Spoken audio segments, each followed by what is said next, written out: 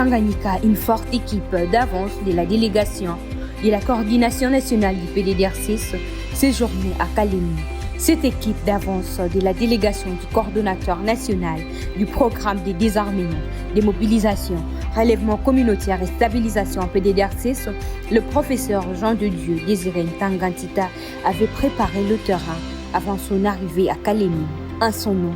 il a présenté ses civilités à l'autorité provinciale de la province de Tanganyika, l'honorable Kabwe Mwengulongo Isdor, vice-gouverneur, le lundi 23 juin 2025.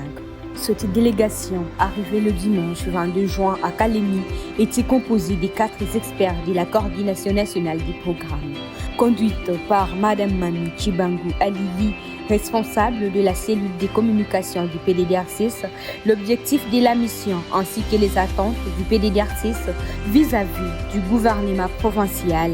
de Tanganyika pour son opérationnalisation avait été déroulé à l'autorité provinciale. C'est entre autres appuyer la redynamisation des activités du PDDR6 dans les Tanganyika, recruter les chefs d'antenne, ainsi que sensibiliser les autorités provinciales de Tanganyika à s'approprier et accompagner le programme. Restons toujours au Tanganyika pour parler de la reddition des 50 miliciens Maï-Maï du groupe armé Motonu le 22 juin 2025 à Moussi, dans la chefferie des Kasambala, territoire d'Imouba, province du Tanganyika. 50 éléments Maï-Maï se sont rendus au FARDC avec des armes blanches, flèches empoisonnées, lances, machettes et arcs, selon le commandant Ségan de la 22e brigade des réactions rapides, le lieutenant-colonel Lusanga Somwe-Babi. La coordination nationale du PDDR6 salue cette prise de conscience des éléments Maï-Maï des Motono et félicite les autorités provinciales du Tanganyika pour les efforts consentis. Cette reddition, la résultante de plusieurs séances de sensibilisation et consultations directes menées par le PDDR6 et ses partenaires de mise en œuvre, a été saluée par la population de Moussi. Le programme de désarmement, de mobilisation, relèvement communautaire et stabilisation PDDR6, en partenariat avec le programme des Nations Unies pour le développement PNUD, a officiellement lancé le mercredi 25 juin 2025 un atelier d'évaluation du cadre de concertation pour la paix et appui au programme CCPAP, ainsi qu'un diagnostic du PDDR6 dans la province de Tanganyika. Ces assises de 2 jours, ouvertes officiellement à l'hôtel Yvonne à Kalemi par le vice-gouverneur du Tanganyika, Kabwe Mwengulongo Isdor, en présence du coordonnateur national du PDDR6, le professeur Jean de Dieu Désiré Ntangantita, vise à redynamiser le programme dans la province, évaluer l'état d'avancement des activités et identifier les défis ainsi que les perspectives. Cet atelier d'évaluation du cadre de concertation pour la paix et appui au programme, ainsi que des diagnostics du programme de désarmement, démobilisation, relèvement communautaire et stabilisation PDDR6, s'est clôturé le jeudi 26 juin 2025 à l'hôtel Yvonne à Kalemi sur une note jugée globalement satisfaisante,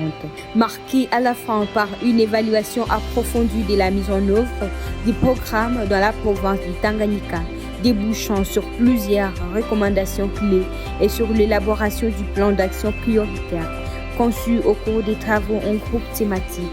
L'objectif était de relancer efficacement le PDDR6 dans la province du Tanganyika. À l'unanimité, les participants ont plaidé pour la mise en œuvre effective des opérations de désarmement, de mobilisation et réinsertion communautaire dans un premier temps. L'implantation des antennes du PDDR6 dans le territoire identifié pour la mise en œuvre du PDDR6 afin de rapprocher les programmes des communautés bénéficiaires. Une recommandation que le coordonnateur national a saluée et validée, soulignant son importance stratégique